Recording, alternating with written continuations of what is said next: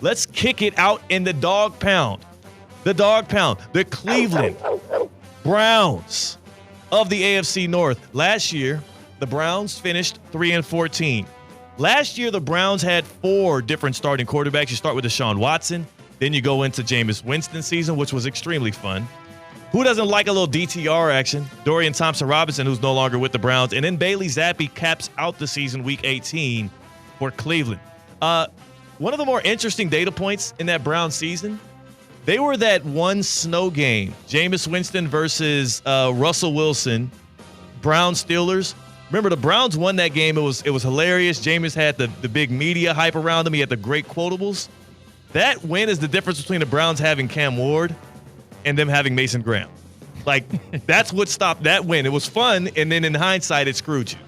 The Cleveland Browns also, one thing to remember from that last season, the Jerry Jeudy beef with Steve Smith. That's right. He's a jag. Just a guy. He's just a guy. And to be honest with you, when Steve Smith said that, he went out there and performed like just a guy.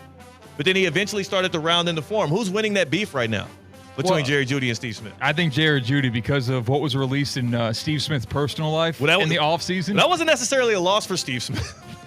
It was more of a loss for the guy whose wife. Yeah. Man, that's crazy. I just don't like my personal stuff flushed out in the public. So, like, even if I come out looking like a winner in a relationship beef, I wouldn't want to be out there. Steve Smith, it was not a good look, but he's clearly bounced back because he's still doing all the things he was doing last year. I wonder if they're going to let him travel and cover another Ravens game, though. That's to be seen. He's great at pointing out good receivers out of the draft, though. I'll give him that. Maybe stay away from Baltimore. How are the fans of Cleveland feeling this year? Well, how about we spin the fan feeling wheel? Nice. Uh-oh. I don't like what this is trending. Nice. Oh, look at that. Blissful. They're blissful this year. You want to know why their Cleveland fans are blissful? Because ignorance is bliss, and they don't know no better.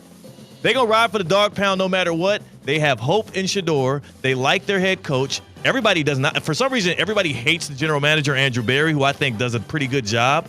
But I do think there's a blissful nature about the fan base coming in this year because they don't have high expectations, but they do have hope that Shedeur can put on a show. Speaking of, let's go to their top 3 offseason moves of number 3. The summer. Number 3 is they draft Shedeur Sanders, 144th overall in the 5th round. That's great value for a quarterback that could potentially be your starter. That's absolutely great value. Question is, how soon will he start for you? Number 2. They signed Isaiah Bond, the Texas receiver, the guy who went undrafted because he had the sexual assault allegation that did get dismissed. So Isaiah Bond, this was a guy that had like a late first, mid-second round grade as a wide receiver coming out of Texas, who went undrafted, and they get him for the free, 3-year guaranteed contract. And it's an absolute steal for the Browns. Yes. It is. It is. And again, they tend to take risks on guys who clearly have, at the very least, troubled pasts, weird allegations around them. It just feels like they're taking all these risks, and some of them are blowing up in their faces. Yeah. And they keep on taking these risks. It's the Cleveland tax, though. That's what I can't fault the team in Cleveland, despite how lovely it was to me a couple of weeks ago. Downtown Cleveland, a nice place. It has a bad rap. Go there, check it out yourself. It ain't so bad. They have to pay the Cleveland tax. And Andrew Berry is working around the corners to pay the Cleveland tax and make things shake. Speaking of paying a tax, number 1 offseason move is the clear one. They traded away Travis Hunter. In fact, when you look at that draft day trade that shook the nation, it actually turned out to be this. They trade Travis Hunter and Bashal Tootin, because that was the 4th round pick that they gave up.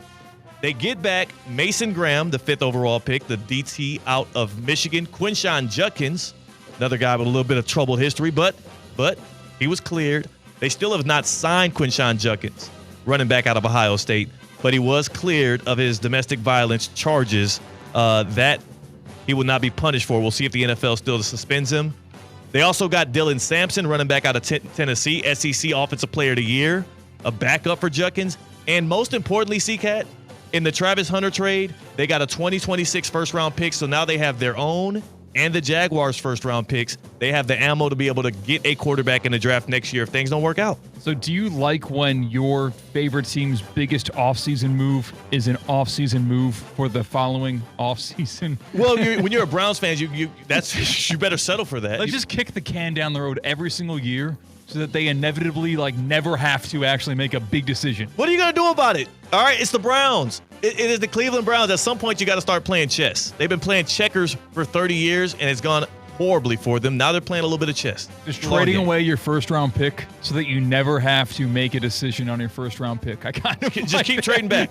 Just keep trading back, That's a baby. great GM move. Look, what are you going to hold against me? What are you talking about? I have all these picks. Look at it. It's the Sam Presti move.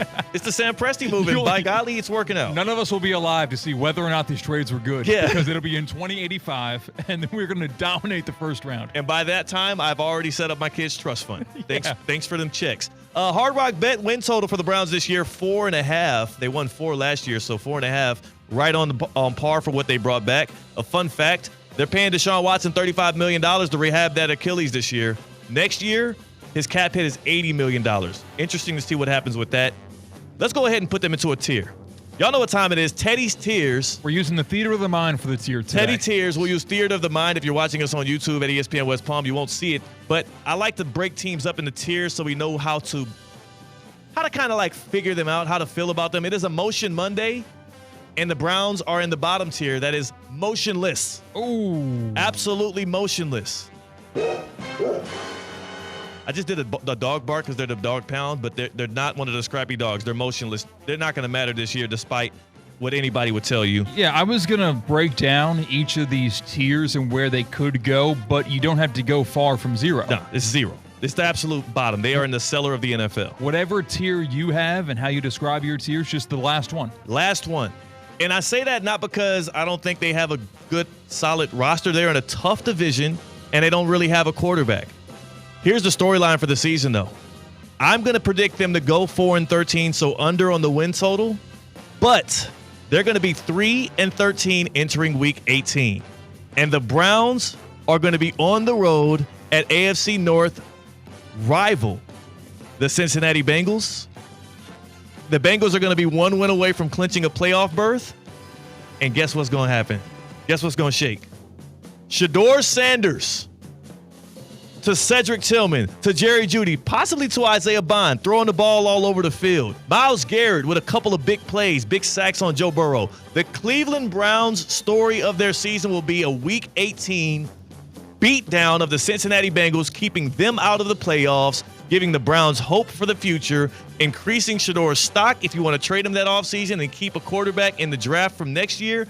But most importantly, I love looking at those divisional games late in the season where one team has everything to gain and the other team don't give a damn, and watching them make them feel absolutely dismantled. We saw the Lions do it in Week 18 a few years ago, and it felt like that was the start of what we're seeing now with Detroit when they beat the Packers, Aaron Rodgers.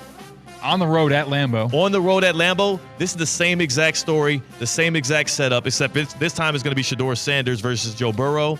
And maybe then we can finally stop crowning Joe Burrow Mr. If, Mr. Coulda, Shoulda, Mr. I beat a guy 4 years ago, so now I'm the best. We can finally derail all of that talk. That, Teddy two-a-days for the Cleveland Browns. Shedeur Sanders' Instagram post that night, when this possibly does happen. It's happening. He's going to have the watch up, and he's probably going to recreate the cigar picture. Oh, he has to. And Week 18, meaningless game for the Browns, but meaningful for Shedeur's legacy.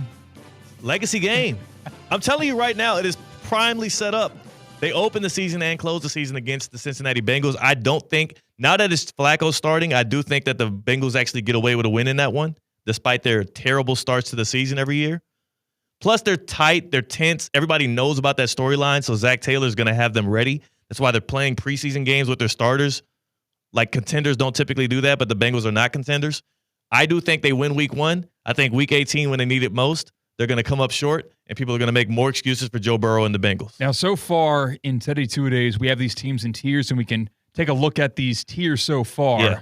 No one is a big stepper, which is the creme de la creme, the top dogs. No one is in the possibly a top dog, possibly wants to be a big stepper in the nominees category. And we're filling up this bottom half. We've got fun guys with the Broncos and the Bengals in the same tier. One step down to the scrappy dogs that are the New York Jets. Yeah. And then we only have We're the freaking New York Jets, so we're built for this. Built to not be as bad as